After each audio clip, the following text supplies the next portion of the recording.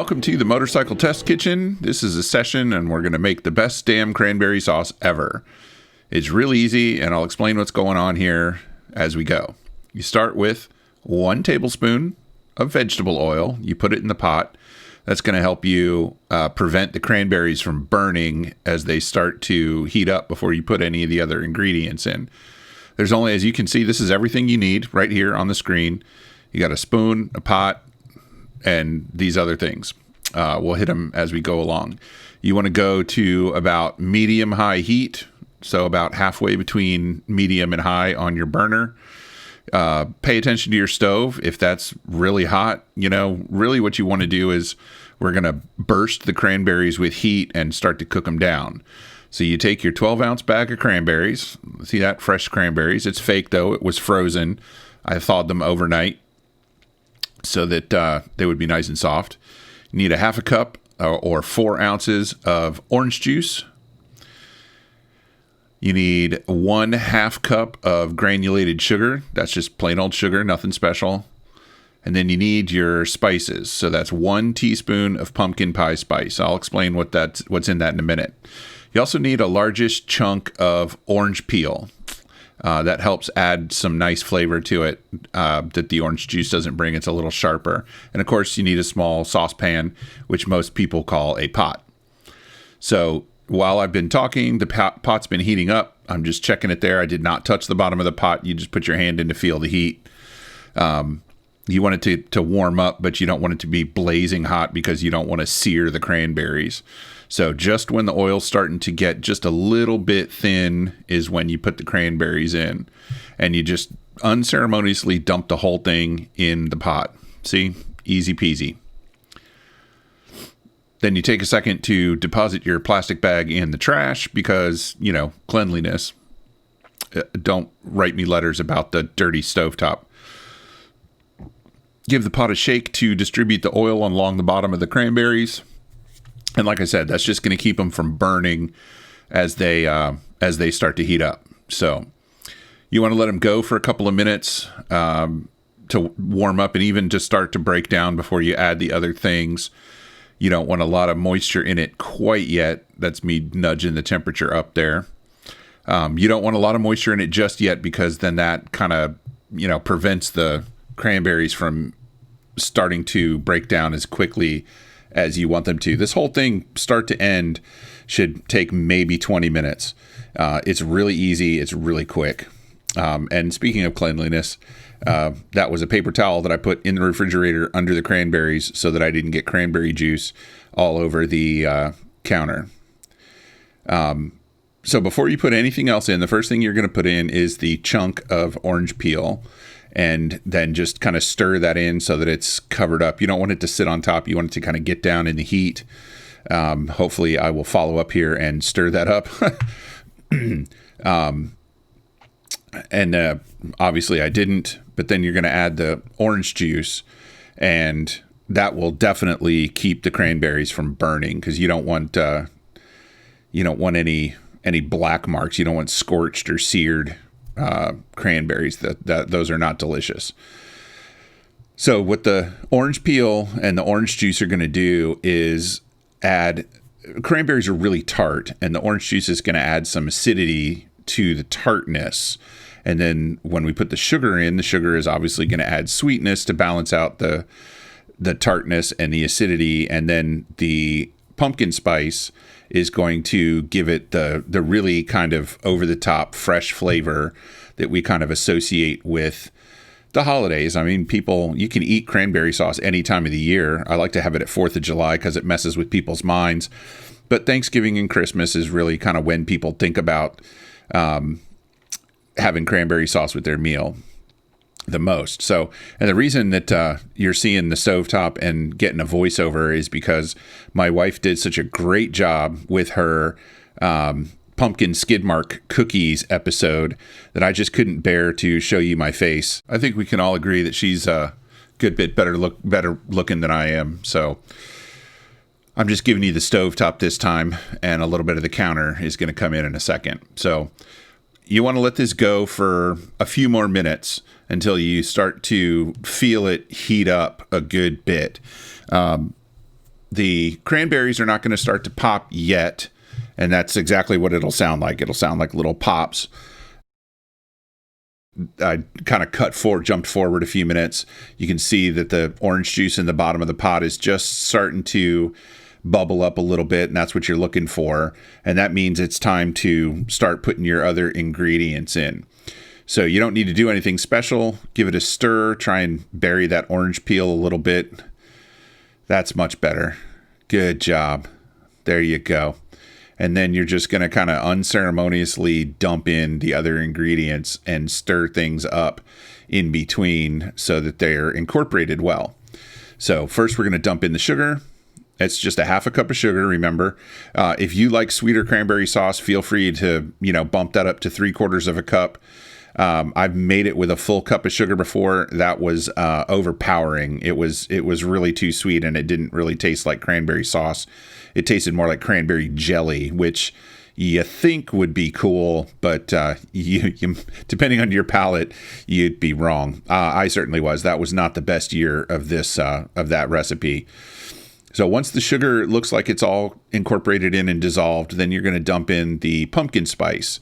Now, pumpkin spice is, you would think, you use that for pumpkin cookies like we did with the skid marks or pumpkin pie. But what pumpkin spice is a mixture of cinnamon, ginger, a little bit of lemon peel, some nutmeg, cloves, and cardamom. And it's all ground up together into this, kind of brownish powder. If you don't have access to pumpkin spice, don't despair. You can use a teaspoon of just cinnamon. It was fine. Ground cinnamon, not cinnamon with sugar, because you've already loaded this thing up with sugar, but just ground cinnamon. If you find that if you're concerned that that's too much cinnamon, then you can start with a half teaspoon of cinnamon and taste it once it starts to break down and gel together a little bit. And if that's good, if you like it there, then you're all set. If you want a little bit more of that strong cinnamon taste, then you can add another 1/4 teaspoon until it kind of reaches critical mass for you. And once you get it to this point that you want, you're all good. Now, you don't get a chunk of orange peel without having an orange, and I hate to waste things. So there's a big knife and a little cutting board, and I'm going to show you what we do with the orange. After I peeled the chunk off, I stuck it in the freezer, and that was actually the previous night. So the orange has been in the freezer all night, and you're just going to cut it up. No, you know what? It wasn't all night. It was just about 4 hours. I take that back because I did it in the morning. I apologize for that. I try not to lie to you guys. So just cut the orange up into not small, but also not huge chunks. So I cut it in half, and then I'm going to cut each half in half again, and then cut it in 3 times or 2 times sideways. So I end up with 6 pieces per half, 12 pieces per orange. And then you take something like a food processor, or you can do it in a blender, but you're not trying to juice out the orange. You're just trying to kind of mash it up into pulp and peel. It'll also, if you have seeds, that was a seedless orange. I don't know if you could tell but from the little thing that looks like a navel, but that's a seedless orange. So you just dump your orange pieces into a food processor like this, or a small one, or a blender, anything you got. That will chop it up into tiny little pieces. And then I use the pulse button. I learned the hard way that when you use the on button and let it go, you just get something that turns into juice. And we actually don't want this to be juice. So, it looks like I moved the camera there. I probably should have edited that out, but too late. Now I'm doing the voiceover. So pulse it a few times, zip, zip, zip, and you'll get chunky orange bits. Lots of tiny chunky orange bits. Just enjoy that watch that pulse. And then at the end, I must have gotten tired of doing it because I just let that run. And you can kind of see at the point where you're not really getting anything any smaller. So coming back over to the cranberry sauce, you can see now it's boiling. That's or maybe you don't want to call that a boil. Maybe you want to call that a rapid simmer. But it's starting to pop the cranberries. You can hear them. They pop, pop, pop. It's a really festive sound. I'm turning the heat down just a little bit there because, I want this to simmer on the stove for probably 10 to 15 minutes once it starts bubbling. And, I'm going to stop talking and just let you watch the bubbling cranberry sauce here for a minute. Oh, that was a good pop.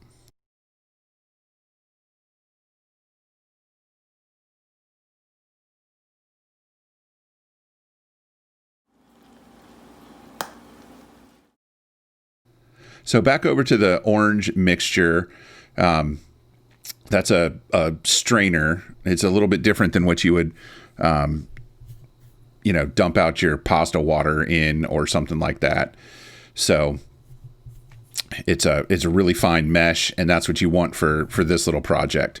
So scrape out all of your frozen orange mush pulp into the strainer.